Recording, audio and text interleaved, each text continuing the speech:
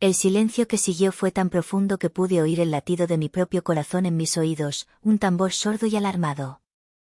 El zumbido del viejo refrigerador en la cocina se convirtió en un rugido. ¿Esta casa? No, una casa. Esta.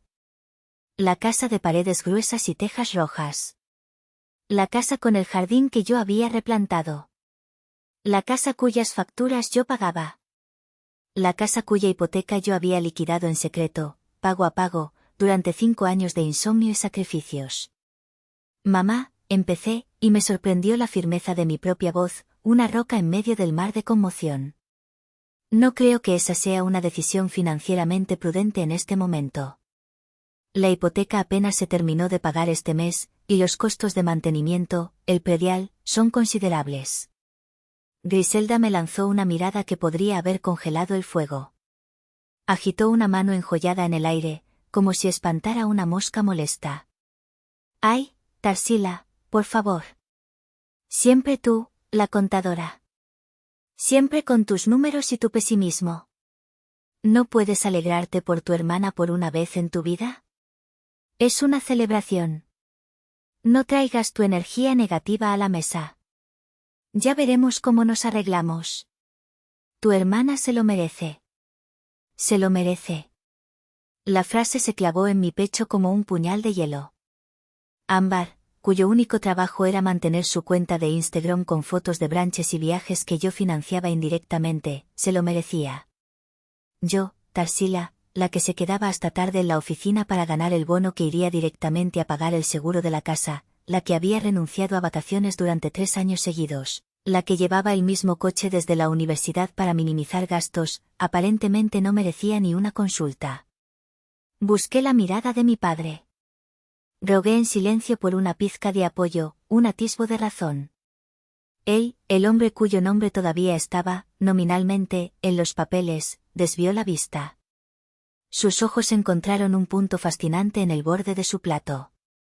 En su silencio, escuché su consentimiento. Su cobardía. Su completa y absoluta rendición. La escena se disolvió y mi mente, como un mecanismo de defensa, me arrojó 10 años atrás. Tenía 22 años, el título de finanzas recién colgado en la pared de mi habitación. Llegué a casa y la encontré en una penumbra silenciosa. Mi madre lloraba en el sofá, un llanto teatral y ruidoso. Encontré a mi padre en su estudio, no trabajando, sino mirando una botella de tequila medio vacía. El aire olía a derrota. Sobre el escritorio, un sobre del banco. Lo abrí. Aviso de ejecución hipotecaria. Final. Nos quedaban 90 días. Se acabó, Tarsila, me dijo mi padre, su voz pastosa por el alcohol y la autocompasión. Lo perdí todo. Tu madre tenía razón, soy un fracasado. Esa noche, mientras ellos dormían, uno ahogado en alcohol y la otra en dramatismo, yo me senté en la mesa de la cocina. No vi una casa perdida. Vi un problema matemático, una ecuación con demasiadas variables negativas y una sola constante, yo. Decidí que la resolvería. Pasé las siguientes semanas encerrada, creando un plan, un presupuesto tan estricto que era casi cruel, una estrategia de refinanciación que requería cada gramo de mi recién adquirido conocimiento. Se lo presenté a mi padre. Él, demasiado cansado y avergonzado para luchar, simplemente asintió y me dejó tomar las riendas. Se convirtió en una figura decorativa en su propio hogar, mientras yo me convertía en el motor silencioso que mantenía todo a flote. Ahora, sentada en esa misma mesa, 10 años después, entendí mi error fundamental. No había salvado a mi familia. Solo había pospuesto su inevitable colapso, convirtiéndome en el andamio que sostenía una estructura podrida por dentro. Y ahora que el edificio parecía estable, estaban listos para derribar el andamio y quedarse con la fachada. Cuando la cena terminó, intenté hablar con mi padre a solas en la cocina. Papá, sobre la casa, no pueden hablar en serio. Él evitó mi mirada, enjuagando su plato con una concentración exagerada. Tu madre ya decidió, Tarsila, dijo. Y con esa simple frase, se absolvió de toda responsabilidad. Me quedé sola, rodeada de los restos de una fiesta que no era mía, en una casa que ya no sentía como propia. El frío que había comenzado en mis venas se instaló en mi corazón, un bloque de hielo sólido y pesado. Sabía que algo se había roto para siempre. Y no era la vajilla. La ejecución no fue una batalla campal, sino una emboscada silenciosa. Una semana después, llegué a casa más tarde de lo habitual. Había sido un día infernal en la oficina, cerrando el balance trimestral. Todo lo que anhelaba era quitarme los zapatos, prepararme una taza de té y perderme en el silencio de mi habitación. Mi Toyota Corolla, fiel compañero de batallas, giró en la calle y sentí una punzada de extrañeza. Había una camioneta de mudanzas estacionada frente a nuestra casa, una de esas grandes, sin logotipo, anónima. La puerta principal estaba abierta de par en par. Un mal presentimiento, frío y viscoso, se deslizó por mi espina dorsal. Aparqué detrás de la camioneta y bajé del coche. Y entonces lo vi. Mi vida, o lo que yo consideraba mi vida, estaba en el césped. Cajas de cartón, algunas abiertas, desbordando su contenido.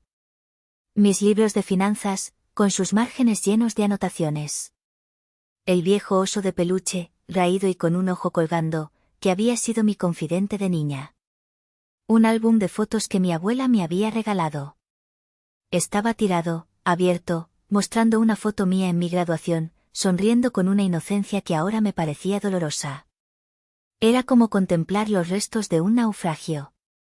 Mi naufragio personal, expuesto para que todo el vecindario lo viera.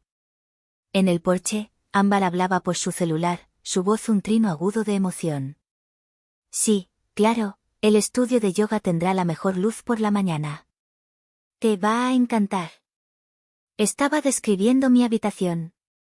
Me vio y su rostro no mostró una pizca de culpa o vergüenza, solo una leve irritación, como si mi presencia fuera una interrupción inoportuna en su emocionante día de redecoración. ¿Qué es esto, Ámbar? Mi voz sonó hueca, extraña a mis propios oídos. Ella se encogió de hombros, aún con el teléfono pegado a la oreja. Mamá te lo puede explicar, dijo, y se giró, dándome la espalda. Mi madre salió de la casa en ese momento. Llevaba un delantal de lino impecable, no porque hubiera estado cocinando, sino porque era parte de su disfraz de matriarca benevolente. Su rostro era una máscara de fría resolución. Tarsila, ya era hora, dijo, su tono falsamente dulce.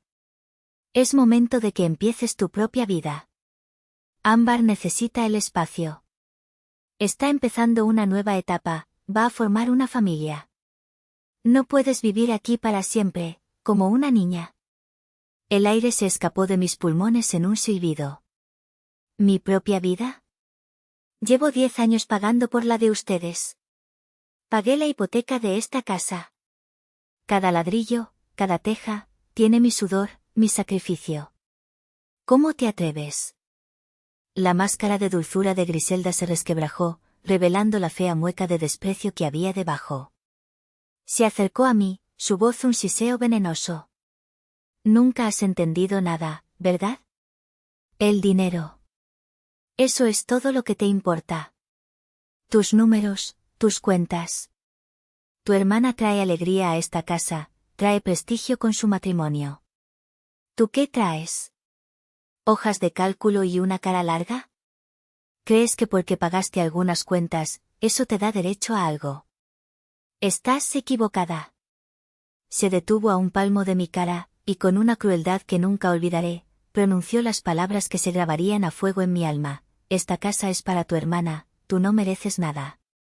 La frase me golpeó con la fuerza de una bofetada física. Detrás de ella, en el umbral de la puerta, vi a mi padre.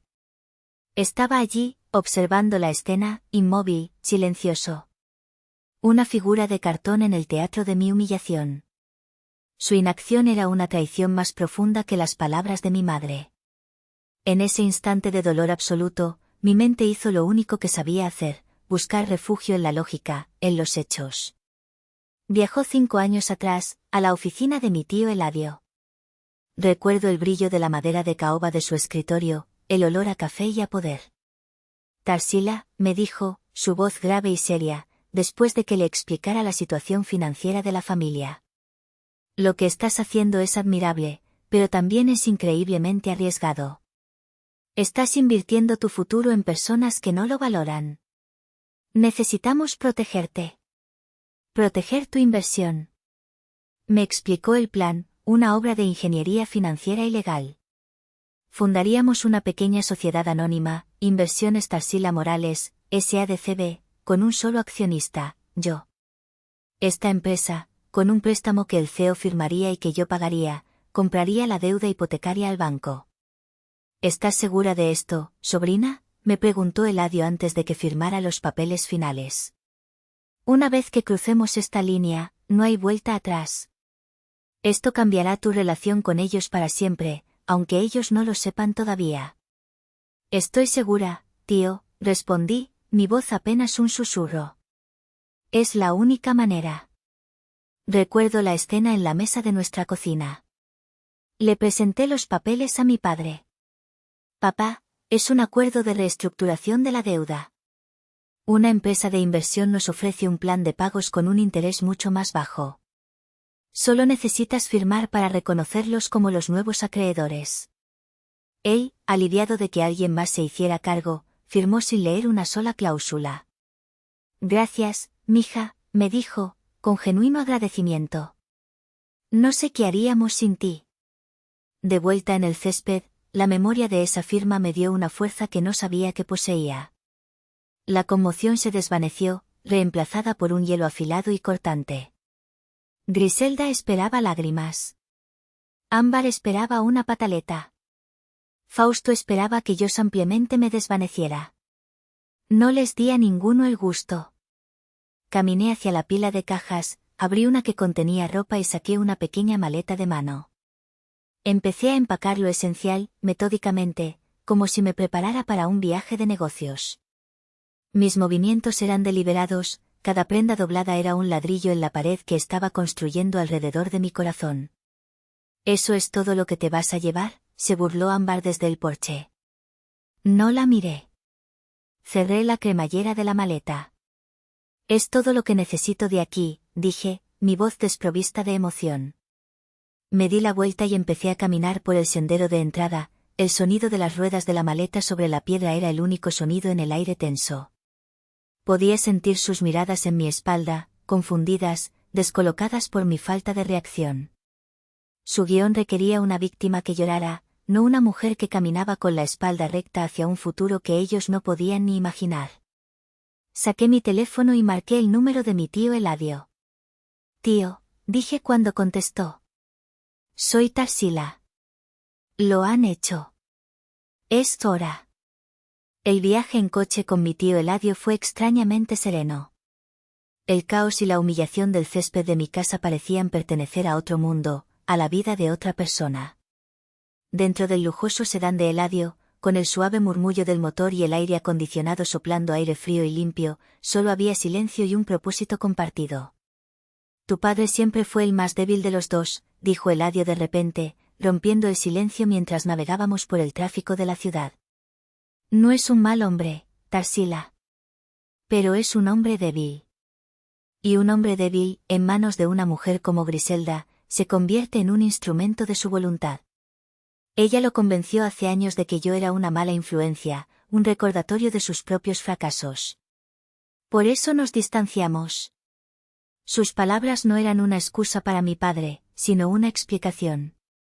Me ayudaron a entender que la traición de Fausto no provenía de la malicia, sino de una cobardía tan arraigada que se había convertido en el núcleo de su ser. Ella nunca te perdonó tu competencia, Tarsila, continuó mi tío. Desde que eras una niña. Eras buena en la escuela, eras responsable, eras inteligente. Todo lo que ella no era. Ámbar, en cambio, es un espejo. Refleja su vanidad, su superficialidad.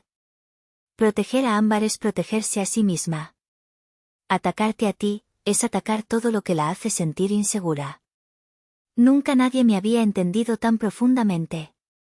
Sentí una punzada de gratitud tan intensa que me quemó los ojos, pero me negué a llorar. Las lágrimas eran para la vieja Tarsila. La nueva Tarsila actuaba. llegamos al imponente edificio del banco donde Eladio era director. Nos saludaron con un respeto deferente que yo nunca había experimentado. No era la cortesía forzada que le daban a mi madre en las boutiques, era el respeto genuino por el poder real. Atravesamos el vestíbulo de mármol y nos dirigimos a la zona de la bóveda. El aire se volvió más frío, más denso, y el silencio, casi sagrado. La puerta de la bóveda, una maravilla de acero y mecanismos complejos, se abrió con un siseo hidráulico. Dentro, un empleado nos condujo a una sala privada, austera y funcional. Poco después, llegó con una caja de seguridad de metal y la colocó sobre la mesa con un golpe sordo y satisfactorio. Eladio introdujo su llave en una de las cerraduras. Luego, me pasó una pequeña llave dorada. «Esta es tuya», dijo. La tomé. Se sentía pesada, cargada de significado. La introduje en la segunda cerradura y la giré. El sonido de los cerrojos al liberarse fue el sonido de mis cadenas rompiéndose. Eladio levantó la pesada tapa. Dentro, sobre un lecho de terciopelo negro, había una sola carpeta de piel. La sacó y la abrió sobre la mesa. En la parte superior, protegida por una funda de plástico, estaba la escritura original de la propiedad, la que llevaba los nombres de mis padres. Pero debajo, grapado a ella, había un documento más reciente, cubierto de sellos notariales y firmas. La escritura de cesión de derechos fiduciarios y liquidación de deuda. El título de propiedad, limpio, final y absoluto, a nombre de una sola entidad, Inversiones Tarsila Morales, S.A.D.C.B. Sostuve el documento en mis manos. El papel era grueso, real. Las firmas, la mía y la de mi padre, estaban entrelazadas en una danza irónica de confianza y traición. Era la prueba tangible de años de sacrificios silenciosos. La prueba de que no estaba loca. La prueba de que mi humillación en el césped no era un final, sino el preludio de una justicia largamente postergada. Cuando terminaste de pagar el último centavo de la deuda que tu empresa compró, explicó Eladio en voz baja, como si estuviera en una iglesia, la obligación se extinguió. Y según el contrato que tu padre firmó, en caso de liquidación total, la propiedad pasaba a ser posesión completa del acreedor. Es decir, tú. Legalmente, Tarsila, esa casa ha sido tuya al 100% desde hace 6 meses. Mis dedos trazaron mi nombre en el papel. Tarsila Morales. Propietaria. Ahora, el plan de ataque, continuó Eladio, su voz volviéndose práctica y afilada como un bisturí. Tiene 2 fases. La primera es el golpe financiero. Como administradora de las finanzas familiares y apoderada en sus cuentas, tienes las llaves del reino. Vas a cerrarles el grifo. Totalmente. Esta noche. La segunda fase es el golpe legal. El desalojo. Eso lo haremos mañana. Primero, quiero que sientan el pánico de la impotencia económica. Quiero que se den cuenta de que el suelo bajo sus pies no era más que una alfombra que tú podías retirar en cualquier momento. Asentí, sintiendo como el hielo en mi corazón se afilaba hasta convertirse en la punta de una lanza. Ya no había tristeza. Solo una claridad fría y un propósito inquebrantable. Salimos de la bóveda, dejando la carpeta segura en su nido de metal. Tenía todo lo que necesitaba. La verdad, la ley y la voluntad para usarlas. La habitación del hotel era un mundo de beige y marrón, impersonal y anónima. No había fotos en las paredes, ni objetos fuera de lugar. Era un lienzo en blanco, un purgatorio entre la vida que me habían arrebatado y la que estaba a punto de construir. Por primera vez en más de una década, estaba sola. Completamente sola. Y el silencio, que al principio me había parecido poderoso, ahora comenzaba a sentirse pesado, vasto. Me senté en el borde de la cama y abrí mi computadora portátil. La pantalla se iluminó, proyectando un resplandor azul y fantasmal en mi rostro. Por un momento, me quedé inmóvil. La enormidad de lo que estaba a punto de hacer me golpeó con la fuerza de una ola. No estaba ampliamente reclamando lo que era mío. Estaba a punto de demoler el mundo de mi familia, el único mundo que, a pesar de su toxicidad y su dolor, yo también conocía. Estaba a punto de prender fuego al único hogar que había tenido. Mi dedo se deslizó por el trackpad y, casi por instinto, se detuvo en la carpeta de fotos. La abrí. Allí estaban ellos, sonriendo en Navidades, en cumpleaños, en bodas de primos. Una galería de mentiras felices. Seguí desplazándome hacia atrás en el tiempo, hasta que encontré una foto que casi había olvidado, una que dolía de una manera diferente. Era de hacía 7 años. Estábamos en el Aeropuerto Internacional de la Ciudad de México. Yo estaba abrazada a Leandro, mi novio de la universidad. Él tenía una expresión de súplica en su rostro, yo, una de angustia. Había conseguido una beca para un máster increíble en la London School of Economics, y le habían ofrecido un puesto de posgrado en un banco de inversión allí. Me había rogado que fuera con él. Tarsila, vámonos, me había dicho, sosteniendo mis manos con fuerza. Construyamos nuestra propia vida, lejos de todo esto. Eres brillante, puedes conseguir un trabajo 1000 veces mejor allí. Deja que tu familia resuelva sus propios problemas por una vez. Recuerdo el nudo en mi garganta, la sensación de estar siendo partida en dos. Una parte de mí anhelaba irse, empezar de nuevo, ser solo Tarsila, no la hija responsable. Pero la otra parte, la que había sido condicionada desde la infancia, se sentía culpable. No puedo, Leo, le susurré, las lágrimas quemándome los ojos. Me necesitan. La casa, las deudas, mi papá no puede solo. Él me miró con una tristeza infinita, una sabiduría que yo no tenía en ese momento. No, Tarsila, dijo suavemente, y sus palabras se convirtieron en una profecía. No te necesitan. Te usan. Y un día, cuando ya no les sirvas, cuando hayan tomado todo lo que puedas dar, te desecharán. Y espero, por tu bien, que para entonces no sea demasiado tarde para que empieces a vivir por ti misma. Cerré la foto. Leandro había tenido razón. La profecía se había cumplido. No solo había sacrificado mi dinero por ellos, había sacrificado mi amor, mi futuro, mi propia felicidad. Y a cambio, me habían arrojado a la calle junto a un oso de peluche raído. La duda se evaporó. Se convirtió en ceniza, barrida por un viento helado de rabia y resolución. Abrí el portal del banco en línea. Mis dedos, que durante años habían bailado sobre el teclado para pagar sus cuentas, para mover fondos y cubrir sus excesos, ahora se movían con la precisión de un cirujano realizando una amputación necesaria. Eran los dedos de un demoledor. Primero, la cuenta principal de la familia. La cuenta corriente. El corazón de su imperio de apariencias. Vi los movimientos recientes.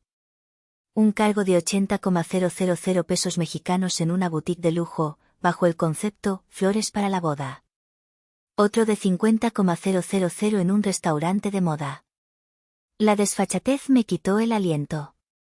Hice clic. Transferir fondos. Seleccioné la cantidad total. Cada centavo. Hasta el último. Eran poco más de 3,2 millones de pesos, el fruto de mis inversiones, mis bonos, mi disciplina espartana. La cuenta de destino, una cuenta nueva, recién creada, a nombre de Inversiones Tarsila Morales, SADCB. Mi mano tembló por un instante sobre el botón de confirmar. Este era el punto de no retorno. El abismo. Recordé la cara de desprecio de mi madre. Recordé la espalda de mi padre. Recordé mi vida en cajas en el césped. Hice clic. El clic del mouse fue silencioso, pero en mi cabeza sonó como el cerrojo de una celda cerrándose para ellos, y abriéndose para mí. Luego, las tarjetas de crédito. La American Express Platino de mi madre. Límite de crédito, cancelado. La Visa Infinite de mi padre. Límite de crédito, cancelado. La tarjeta departamental de Ámbar, la que usaba para sus compras compulsivas. Cancelada. Una por una, corté sus líneas de vida financieras, sus fuentes de estatus y poder. Finalmente, la cuenta de inversión que supuestamente era, para el futuro de la familia. La liquidé. Y transferí los fondos. En menos de 5 minutos, el imperio financiero que ellos creían poseer se había convertido en un desierto digital. Eran ricos a la hora de la cena. Ahora, eran funcionalmente indigentes. Cerré la computadora. Me levanté y fui a la ventana. La ciudad de noche era una constelación de luces indiferentes. Me sentí increíblemente pequeña y, al mismo tiempo, más grande y poderosa que nunca. El silencio en la habitación del hotel ya no se sentía solitario. Se sentía como el silencio después de una tormenta. El silencio del control. El silencio de la justicia. Era mi silencio. Y por primera vez, sonaba como libertad. Al día siguiente, el universo, con su exquisito y a veces cruel sentido de la ironía, eligió la boutique de novias más ostentosa de la avenida Presidente Masaryk, en el corazón de Polanco, como el escenario para el primer acto de la caída del Imperio Morales.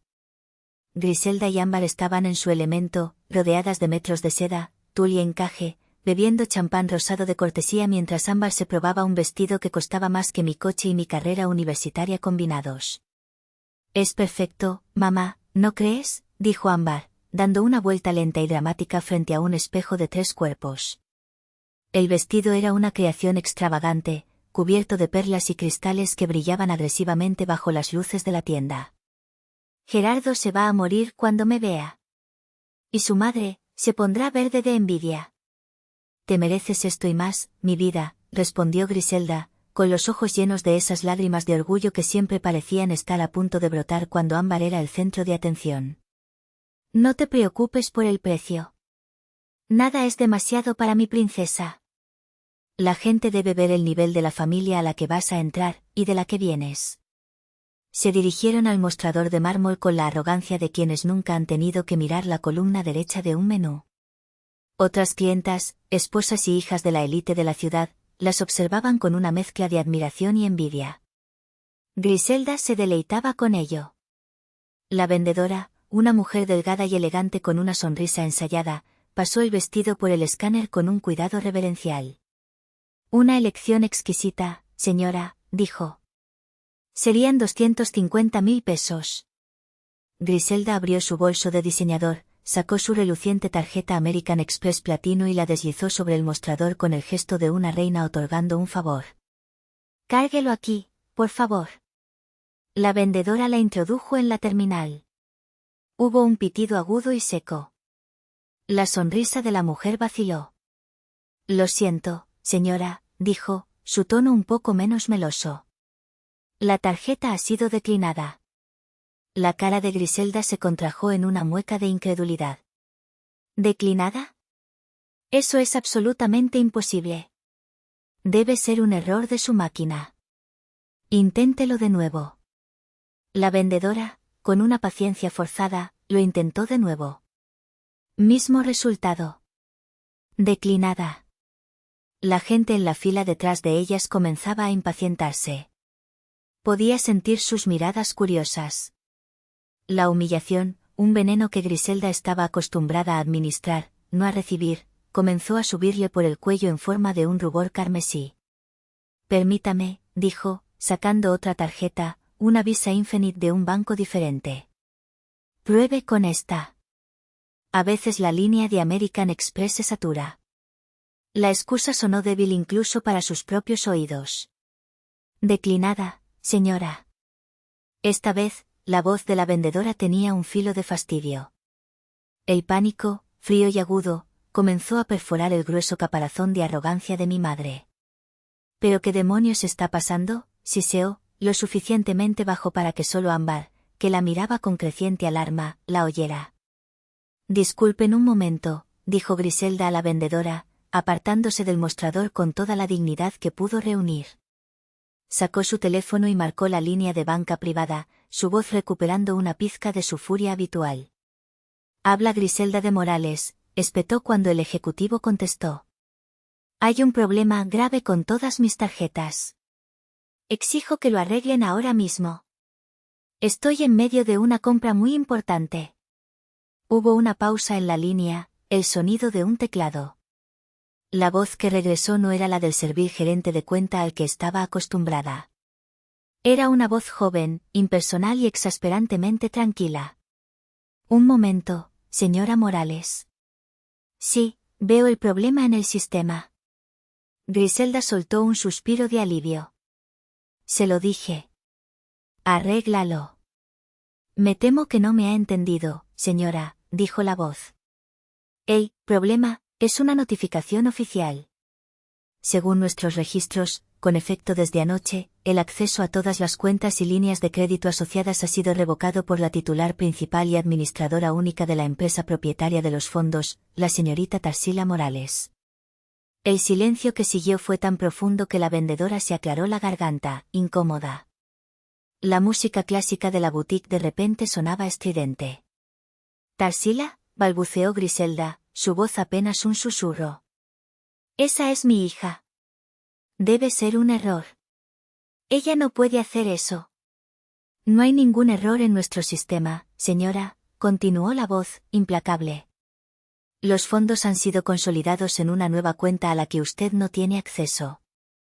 ¿Hay algo más en lo que pueda ayudarla hoy? Griselda colgó sin despedirse. Se quedó de pie, en medio de la opulencia de la boutique, con el teléfono en la mano como si fuera una piedra. Su rostro había pasado del rojo al blanco pálido de un papel. La reina había sido destronada en público, y ni siquiera entendía cómo había ocurrido el golpe de estado. Tuvo que irse, dejando el vestido de 250.000 pesos en el mostrador, bajo la mirada compasiva y ligeramente burlona de la vendedora. La caída había comenzado. Llegaron a casa en un torbellino de pánico y acusaciones mutuas. El viaje desde Polanco fue un tenso silencio, roto solo por los sollozos de Ámbar. Encontraron a Fausto en su estudio, con el teléfono pegado a la oreja, su rostro una máscara de pálida confusión. Pero como que no hay fondos, gritaba al auricular. Soy Fausto Morales. Intenté pagarle al jardinero y la transferencia no pasó. Revise de nuevo. Fue Tarsila, gritó Griselda, irrumpiendo en la habitación como una furia. Esa malagradecida nos ha robado. Nos dejó sin un centavo. Vació las cuentas. Fausto la miró, colgando el teléfono lentamente. ¿Qué estás diciendo? ¿Cómo podría hacer eso? No lo sé, chilló Griselda. Pero lo hizo. Esa víbora nos ha traicionado.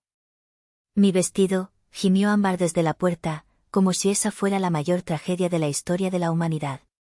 ¿Y los del valle? ¿Qué les vamos a decir? Estaban en medio de un caos de gritos y recriminaciones, una cacofonía de desesperación egoísta. Intentaban llamarme frenéticamente a un teléfono que yo había puesto en modo avión hacía horas.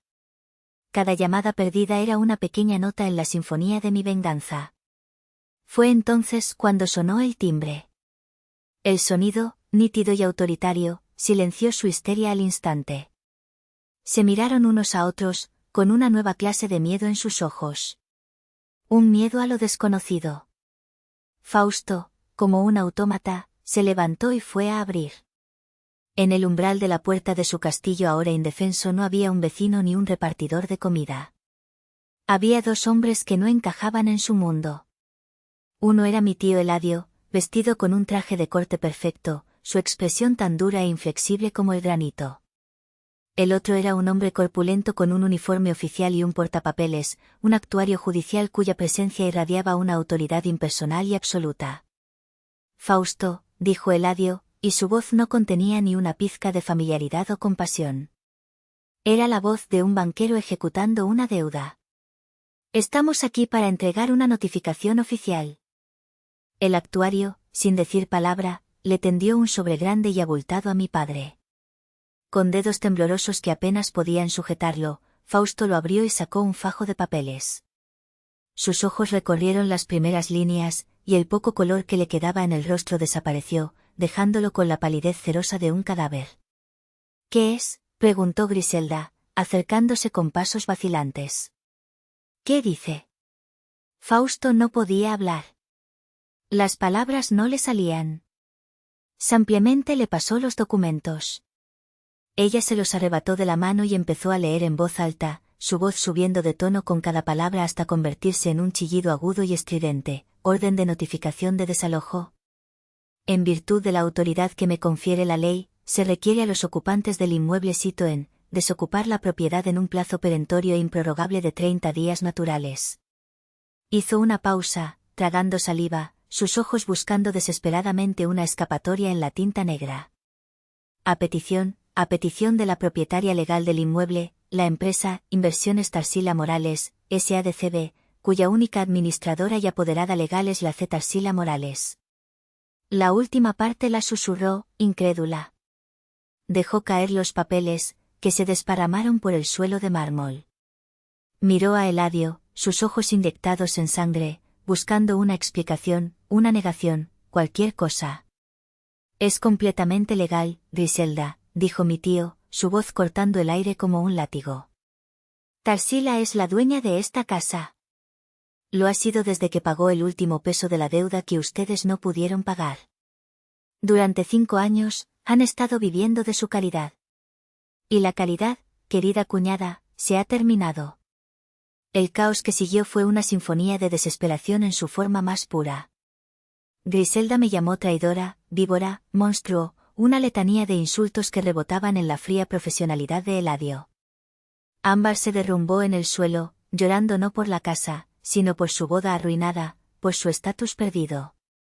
Y Fausto, mi padre, el hombre que debería haberme protegido, se sentó pesadamente en el primer escalón de la gran escalera, cubriéndose la cara con las manos. No lloraba de tristeza. Lloraba de vergüenza. Por fin, después de 10 años de ceguera voluntaria, estaba viendo la verdad. Y la verdad era que había permitido que su familia destruyera a la única persona que los había mantenido unidos. Y ahora, ella había venido a cobrar la factura, con intereses. Los siguientes días, mi teléfono se convirtió en un campo de batalla digital, un testamento de las 5 etapas del duelo de un narcisista: negación, ira, negociación, más ira y autocompasión. La primera oleada fue de ira pura, casi nuclear. Mensajes de Griselda, escritos en mayúsculas, llenos de insultos y amenazas vacías sobre arruinarme y contarle a toda la familia la clase de monstruo que era. Leí uno y luego creé el filtro. Todos sus mensajes, sin leerlos, iban directamente a una carpeta que compartía con el equipo legal de Eladio. La segunda oleada fue de manipulación. Mensajes de Fausto, plagados de sentimentalismo barato. Tarsila, mija, piensa en tu madre. Su corazón no lo soportará. ¿Es que no recuerdas los buenos tiempos? La sangre es la sangre. Un mensaje en particular citaba: ¿qué diría tu abuela si viera esto? Tuve que reírme. Mi abuela, su madre, fue quien me enseñó a leer un estado de cuenta y me dijo que nunca confiara en un hombre que no podía manejar su propio dinero. Ella me habría aplaudido. La tercera, y más patética, fue de súplicas desesperadas. Mensajes de Ámbar, que pasaron de la incredulidad a los lloriqueos. Tarsi, por favor, mi boda. Gerardo me va a dejar. Su familia nunca aceptará esto. Mi vida se acabó. ¿No te importa? La respuesta era no. No me importaba. Silenciarlos fue el acto final de liberación. Sus voces, que habían formado la cacofonía de fondo de toda mi existencia, se convirtieron en simple ruido digital, en archivos que se acumulaban en un servidor, sin poder para herirme más. Una semana después, cuando el pánico financiero se había asentado y la realidad de su situación se había vuelto ineludible, acepté reunirme con ellos. No en la casa, por supuesto. Ese ya no era su territorio. Ni en un café, donde podrían montar una escena. La reunión tuvo lugar en la sala de juntas de la oficina de Eladio. La mesa de conferencias era larga y de un cristal oscuro, creando una distancia física y simbólica entre nosotros. El aire olía a éxito y a consecuencias. Llegaron luciendo demacrados. La arrogancia de Griselda se había desinflado, dejando a una mujer amargada y asustada, envuelta en un resentimiento palpable. La belleza de Ámbar estaba manchada por la ansiedad, sus ojos hinchados de tanto llorar. Y Fausto parecía haber envejecido 10 años, su espalda estaba encorvada, como si llevara el peso de todas sus malas decisiones. Parecían náufragos llegando a una orilla hostil. Griselda intentó tomar la iniciativa, apelar a la emoción. Tarsila, mija, comenzó, su voz temblorosa en un intento de sonar maternal. Sé que hemos cometido errores. Pero somos tu familia. Levanté una mano, un gesto pequeño pero definitivo, y ella se calló. No estoy aquí para hablar del pasado, dije, mi voz tranquila y firme, un sonido que parecía pertenecer a una extraña, a la mujer en la que me habían obligado a convertirme. El pasado está juzgado. Estoy aquí para dictar los términos del futuro. Y quiero que quede claro, esto no es una negociación. Saqué una hoja de papel de mi portafolio. Era mi propio guión, el que yo había escrito. Eladio estaba sentado a mi lado, un bastión de apoyo silencioso. Número 1, leí, mi voz resonando en la sala silenciosa. Tienen las 3 semanas restantes que marca la ley para desocupar la propiedad. Ni un día más. Mi tío Eladio supervisará la mudanza para asegurarse de que solo se lleven sus efectos personales. Ropa, fotografías, nada más. Los muebles, el arte, todo se queda. Es parte del activo de la empresa. Ámbar ahogó un sollozo. Número 2, continué, sin inmutarme. Una vez que la propiedad haya sido entregada, limpia y sin daños, les transferiré un finiquito único de 500.000 pesos mexicanos. Es suficiente para el depósito de un apartamento de alquiler y para vivir unos meses hasta que encuentren la manera de mantenerse. No habrá un centavo más. Nunca. Quiero que aprendan el valor de un peso. Fausto levantó la vista, una chispa de esperanza en sus ojos. ¿Y las cuentas del banco? Las cuentas del banco son activos de la empresa que ahora dirijo. Están cerradas para ustedes, respondí fríamente. Y número 3, dije, mirando directamente a Griselda y a Ámbar, las arquitectas de mi dolor. La boda, las deudas de Ámbar, el estilo de vida al que estaban acostumbradas, todo eso es su problema ahora. Aprendan a vivir con su propio dinero. Si es que alguna vez aprenden a ganárselo. Se quedaron en silencio, atónitos por mi frialdad, por mi transformación. La hija invisible, la solucionadora silenciosa, se había vuelto la jueza implacable. No había nada más que decir. Me levanté, asentí a mi tío y salí de la sala de juntas sin mirar atrás. Hoy, les escribo desde esa casa. Mi casa. He pasado los últimos meses purgándola de su pasado. Las paredes ahora son de colores cálidos y están cubiertas de arte abstracto que a mí me gusta, no de los retratos familiares que solían observarme con juicio. El estudio de yoga de Ámbar es ahora mi oficina en casa, un espacio luminoso y minimalista desde donde dirijo mi propia consultoría financiera. He ayudado a 3 pequeñas empresas a evitar la bancarrota. Resulta que soy buena salvando cosas. Es silencioso. A veces, dolorosamente silencioso. El silencio es el precio de la libertad, y a veces, es un precio alto. Mi familia se mudó a un pequeño apartamento de alquiler en una colonia de clase media. La boda de Ámbar, por supuesto, se canceló. Gerardo del Valle y su familia desaparecieron en cuanto el dinero se evaporó. A veces me llaman. Sus voces son diferentes ahora. Humildes, casi irreconocibles. Piden perdón. Piden más dinero. Piden una segunda oportunidad. Cuelgo el teléfono. Mi tío dice que hice lo correcto, que nunca mire atrás, que algunas ramas del árbol familiar están tan podridas que hay que cortarlas para salvar al resto. Pero por las noches, cuando el único sonido es el del viento susurrando entre los árboles del jardín, no puedo evitar preguntarme. Hice lo correcto al tomar todo lo que era mío, al reclamar la justicia que se me debía, o debí ser la mejor persona, la hija obediente que siempre esperaron que fuera y perdonarlos. El silencio en esta casa grande a veces es ensordecedor. ¿Ustedes qué harían en mi lugar?